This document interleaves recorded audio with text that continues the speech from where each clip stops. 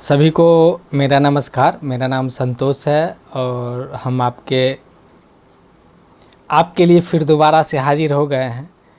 इससे पहले मेरा वीडियो आया था जिसमें कि जीविका वैकेंसी जो आई थी उसमें कितने फॉर्म भरे जा सकते हैं, कैसे फॉर्म भरे भरे जा सकते हैं, तो इसकी जानकारी दी गई थी। जानकारी देने के बाद में आप लोगों ने बहुत प्यार दिया उस वीडियो को। उसको उन वीडियो को प्यार को देखते हुए हमने फिर से सोचा क्यों ना आप लोगों के बीच एक नया वीडियो लाया जाए, नया सेशन लाया जाए, जिसमें कि अभी बिहार में बहाली आई हुई है बिहार जीविका का। तो उसका बेसिक स्ट्रक्चर के बारे में जानना, जीविका क्या काम करती है, किस क्षेत्र में काम करती है, इसके बारे में एक वीडियो बनाया जाए। तो आज हमने एक पीपीटी बनाया और हमने सबसे बड़ी बात है, हमने सीमित संसाधन में हम लोग ने काम किया है। हमारे साथ हमारे मित्र भी हैं जो इसमें बहुत ही साथ दे रहे हैं। वो रितेश जी हैं जिनका इंट्रोडक्शन फिर से कराएंगे हम आपको। वो एक मतलब हम दोनों एक जीविका के स्टाफ हैं और जीविका के बारे में मुझे लगता है कि जीविका से आउटसाइड के लोग आपको सही से नहीं बता पाएंगे और हम आपको बताने के लिए आए हैं कि जीविका में होता क्या है। बहुत सारे लोग बहुत कुछ जान रहे होंगे लेकिन हम जितना जान रहे हैं उतना हम आपको बताने आए हैं कि जीविका का स्ट्रक्चर क्या है। तो सबसे पहले मैं आपको बता दूं कि जीविका में यह बिहार सरकार के ग्रामीण विकास विभाग के अंतर्गत संचालित होती है और इसका काम बिहार में लाइवलीहुड प्रमोशन, मतलब ये कि लाइवलीहुड को बढ़ावा देने का है। और लाइवलीहुड को बढ़ावा देने में तो सभी विभाग सभी तरह से काम कर रही है। जैसे कि हम आपको एक एग्जांपल के माध्यम से बताते हैं कि बिहार में पंचायती राज विभाग जो ग्रामीण विकास विभाग के अंतर्गत चलती है, वो पंचायत में प्रशासन कैसे चले उसके लिए काम कर रही है। इसी तरह राजस्व विभाग पंचायतों में या गांव में राजस्व की देख रेख कैसे हो इसके लिए काम कर रही है। लेकिन बिहार में एक चीज़ की कमी थी कि बिहार में लाइवलीहुड का विकास कैसे हो, इसके लिए ग्रामीण विकास विभाग के तहत एक स्वायत्त संस्था का निर्माण किया गया। एक स्वायत्त मतलब एक फ्री, जो केवल व केवल लाइवलीहुड की बात करे और बहुत सारे चीज़ों पे अंतिम में आके बात हुई। तो इसके बढ़ावा देने के लिए बिहार में जीविका की स्थापना की गई और जीविका का स्थापना करने के बाद उसका एक बेसिक स्ट्रक्चर तैयार किया गया जो कि आने वाले समय में आपके एग्ज़ामों में ये पूछा जा सकता है। क्योंकि बिहार में जो एग्ज़ाम हो रही है जीविका का एग्ज़ाम होगा उसमें 20 नंबर का क्वेश्चन जो है सो सब्जेक्ट से पूछा जाएगा, जिसमें कहीं ना कहीं जीविका का ही सवाल रहेगा। तो सबसे पहले हम आपको बता दें कि बिहार जीविका का पहला स्ट्रक्चर ये है, स्टेट लेवल पे SPMU है, जिसको स्टेट प्रोजेक्ट मैनेजमेंट यूनिट बोलते हैं। अगर आपके पास कॉपी हो, कलम हो तो इससे ज़रूर लिख लें। एक है DPCU जो कि डिस्ट्रिक्ट प्रोजेक्ट कोऑर्डिनेशन यूनिट कहलाती है। इसके बाद है BPIU जिसमें ब्लॉक प्रोजेक्ट इम्प्लीमेंटेशन यूनिट है। मतलब ये कि स्टेट में जो है सो नीति का निर्धारण होता है कि ये काम होना है। DPCU BPIU और SPMU के बीच की कड़ी है, इसलिए इसका नाम कोऑर्डिनेशन यूनिट रखा गया है। ये जो बातें आती है SPMU से वो DPCU पहुंचती है, DPCU फिर वो बातों को BPIU पहुंचाती है। जब BPIU पहुंचने के बाद ये इम्प्लीमेंटेशन है, मतलब यहाँ जो है सारी बातों को इम्प्लीमेंट किया जाता है, जिसका निर्माण ये स्टेट में किया जाता है कि ये काम करनी है, उसका इम्प्लीमेंटेशन BPIU में किया जाता है।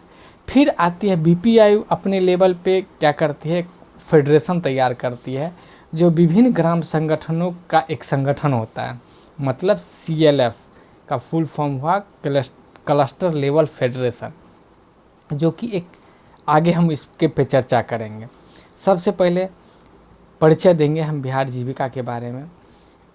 बिहार जीविका की स्थापना 2006 ईस्वी में विश्व बैंक के सहयोग से किया गया और इसका कार्यक्षेत्र ग्रामीण आजीविका को बढ़ावा देना, ग्रामीण आजीविका को एक मिशन मोड में बढ़ावा देना।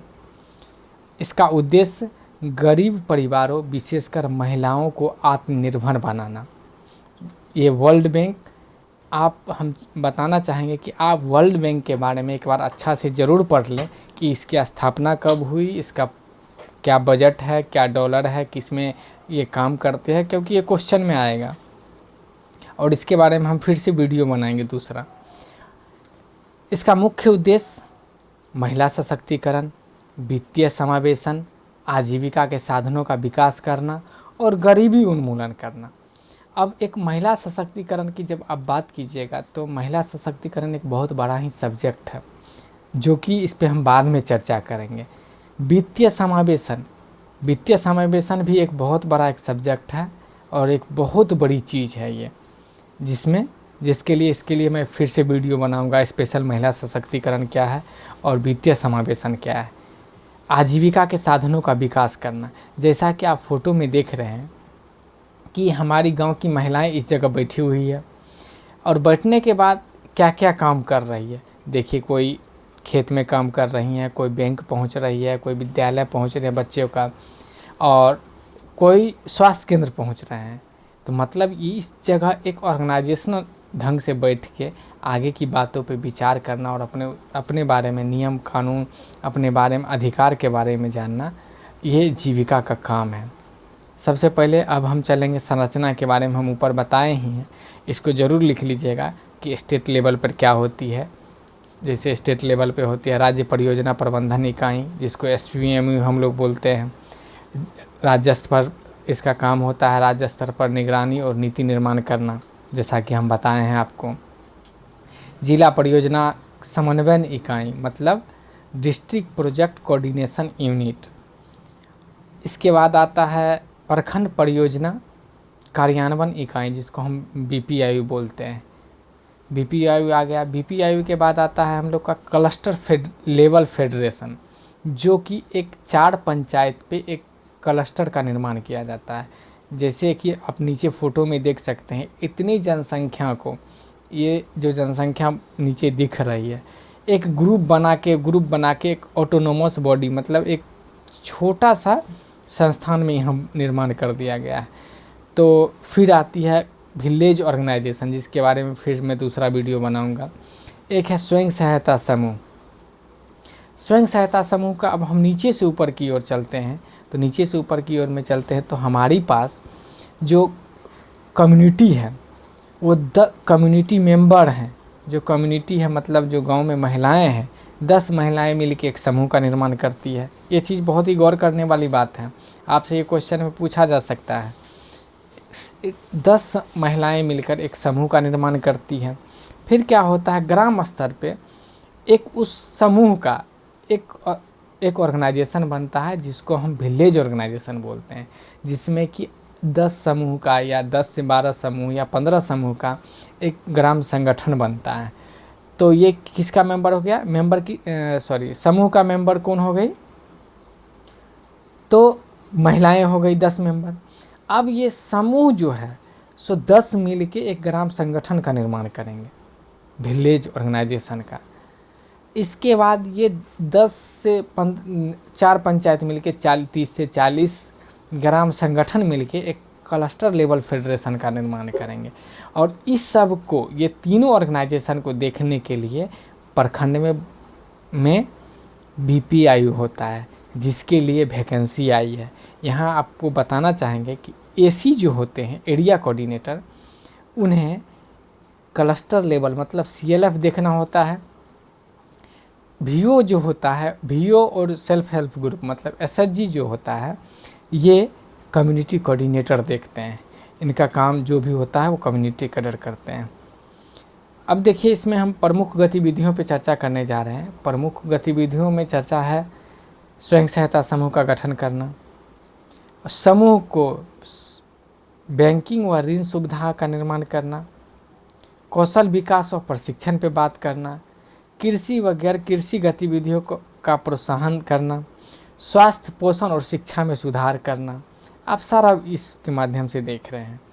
और हम आपको बता दें कि आने वाला समय में मैं इस पे बहुत ही बड़ा विस्तृत वीडियो बनाऊंगा, जिसको इस पे चर्चाएं होंगी और इसी से क्वेश्चन आएगा।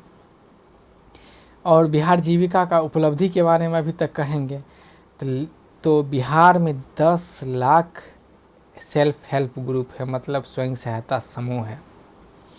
बैंक लिंकेज की बात करेंगे तो बिहार में 2000 करोड़ रुपये से ऊपर जीविका ने बैंकों से माइक्रो फाइनेंस करवाई है। इसके बाद आप ग्रामीण आजीविका सतत में सुधार की बात कीजिएगा तो आप देख सकते हैं ग्राउंड पे जाके, इसके लिए मैं कुछ नहीं कहूँगा।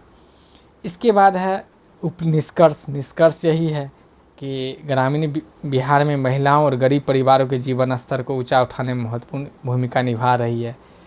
और इसी बातों से इस पीपीटी को समाप्त करता हूं। लेकिन मैं आपको एक चीज़ बताना चाहूँगा कि फर्स्ट टाइम हम वीडियो बना रहे हैं, अगर किसी तरह का त्रुटि भी हुआ होगा तो कमेंट बॉक्स में ज़रूर बताएंगे, और आगे जब जो भी वीडियो आएगा उस पर त्रुटि सुधार कर लिया जाएगा और इस पे बातें की जाएगी। और हमने सीमित संसाधनों में काम किया है।